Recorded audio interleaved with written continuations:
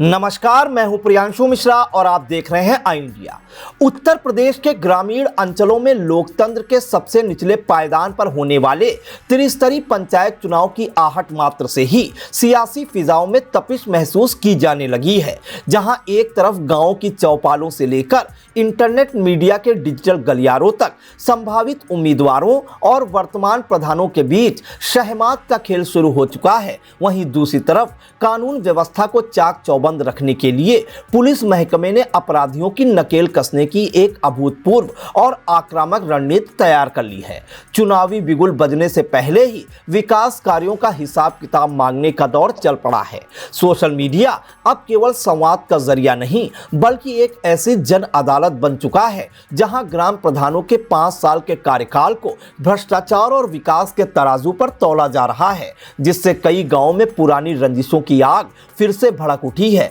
और खुन्नस में आरोप प्रत्यारोप का दौर मुकदमों तक पहुंच गया है। इस बढ़ते सियासी तापमान और पुरानी रंजिशों से उपजने वाली हिंसा की आशंका को भांपते हुए डीआईजी रेंज कलानिधि नैथानी ने कमाल संभाल ली है और स्पष्ट संदेश दिया है कि लोकतंत्र के इस पर्व में रक्तपात के लिए कोई जगह नहीं होगी, जिसके लिए उन्होंने रेंज के सभी सीओ को सख्त निर्देश जारी करते हुए एक विशेष जिम्मेदारी सौंपी है। इस हाई अलर्ट कार्य योजना के तहत प्रत्येक सीओ को अपने सर्किल में ऐसे 30 अति संवेदनशील गांवों को चिन्हित करना होगा जहां पिछले चुनाव में खूनी संघर्ष का रक्त रंजित इतिहास रहा है, और साथ ही उन 30 कुख्यात उपद्रवियों या बाहुबलियों की कुंडली भी तैयार करनी होगी जो चुनाव में शांति भंग करने का दुस्साहस कर सकते हैं। पुलिस की यह तैयारी केवल कागजी नहीं है बल्कि सीओ खुद मौके पर जाकर इन दागदार चेहरों की सूची बनाएंगे और बड़े अपराधियों को जिला बदर करने की कठोर कार्रवाई भी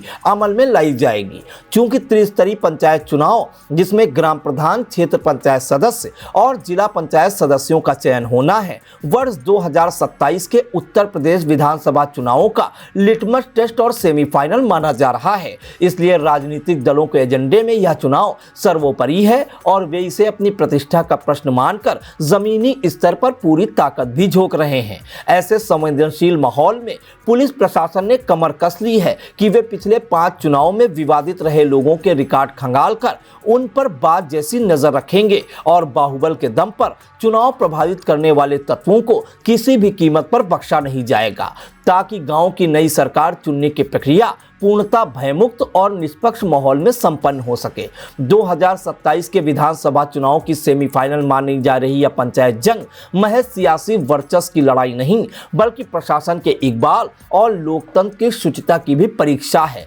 डिजिटल जागरूकता के इस दौर में जहां वोटर सोशल मीडिया पर विकास का हिसाब मांग रहा है, वहीं पुलिस का ऑपरेशन 30-30 बाहुबलियों के लिए स्पष्ट चेतावनी है कि अब चुनाव रसूख या राइफल की नोक पर नहीं बल्कि पूरी पारदर्शिता से होंगे। डीआईजी की यह अभूतपूर्व शक्ति और जीरो टॉलरेंस की नीति यह सुनिश्चित करेगी कि गांव की सरकार चुनने की प्रक्रिया में खून का एक कतरा भी ना बहे और जनादेश भयमुक्त वातावरण में सुरक्षित रहे।